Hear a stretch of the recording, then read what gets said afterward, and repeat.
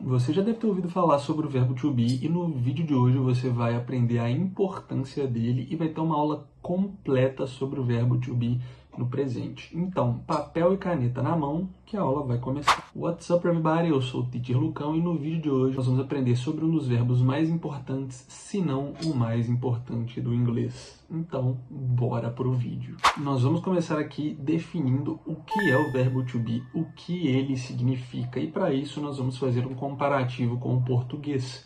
Então, no português a gente tem dois verbos diferentes, o verbo ser e o verbo estar. No inglês, o verbo to be serve para os dois. Então, por exemplo, eu sou e eu estou, a gente expressa da mesma maneira no inglês. Então, o verbo to be significa ser e significa estar. Em inglês, nós usamos o verbo to be para expressar coisas como estado emocional, profissão, descrição física, origem, localização, tempo, clima e mais algumas outras coisas. Lembrando que a principal diferença aqui do inglês para o português, num caso específico, é na questão da idade. Em português, a gente fala que a gente tem a nossa idade. Por exemplo, eu tenho 24 anos, é o mais comum da gente falar. No inglês, a gente não usa o verbo ter para falar de idade, a gente vai usar justamente o verbo to be, né? Seria como se eu falasse que eu estou com a minha idade, eu estou com 24 anos, então a gente vai usar o I am 24 years old. A gente não fala I have 24 years old, por exemplo. O have, nesse caso aqui, está incorreto. Podem ficar tranquilos que durante o vídeo aqui nós vamos ver vários exemplos aqui do verbo to be, todos os pronomes pessoais em várias conjugações diferentes, então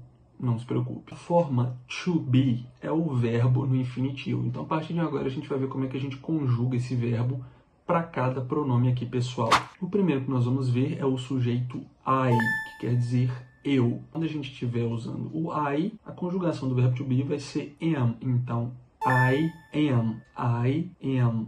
E aí a gente pode usar a conjunção I'm. Então, quando eu falo I am, eu posso estar falando que eu sou ou que eu estou.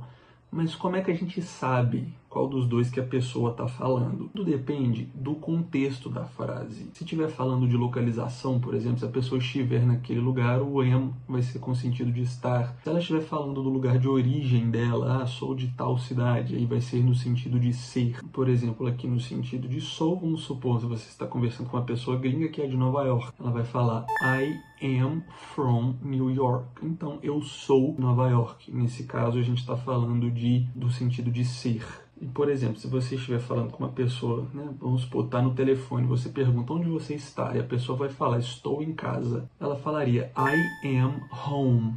I am home. Então, esse am aqui está no sentido de estar, eu estou em casa. Então tudo vai depender do contexto da frase e aí é bem tranquilo de entender, não tem muito mistério. Então agora eu vou passar algumas frases aqui de exemplo para vocês com o verbo to be, repitam comigo, pegando a pronúncia correta e o sentido das frases. Aqui, as 5 primeiras frases vão ser no sentido ser, então repitam comigo e aí vocês podem pausar o vídeo para repetir quantas vezes vocês quiserem para pegar a pronúncia correta. Começando no sentido de ser, I am a student.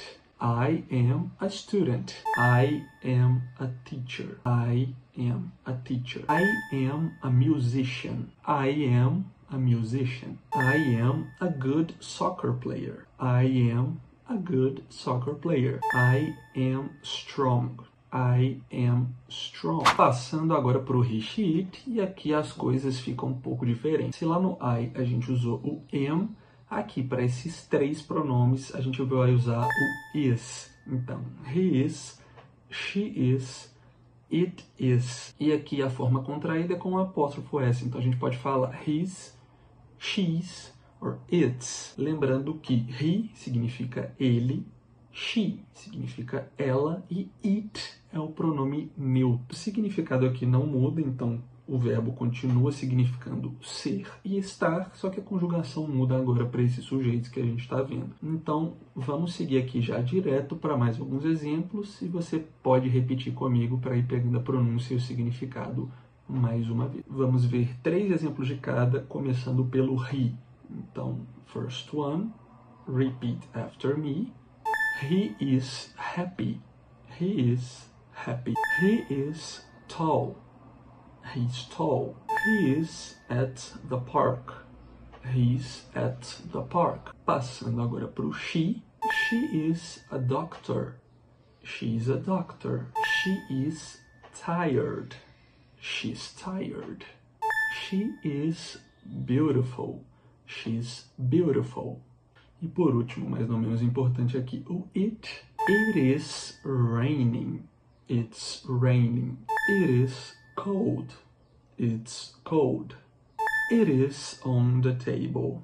It's on the table. Então, essa é a conjugação do verbo to be para os pronomes he, she e it. Nós vamos usar o is. E agora a gente vai para you, we e they. Por último, mas não menos importante, nós temos aqui os pronomes you, we e they. Primeiro vamos só ver o que quer dizer cada um com certeza aqui. O you serve para você no singular ou vocês no plural.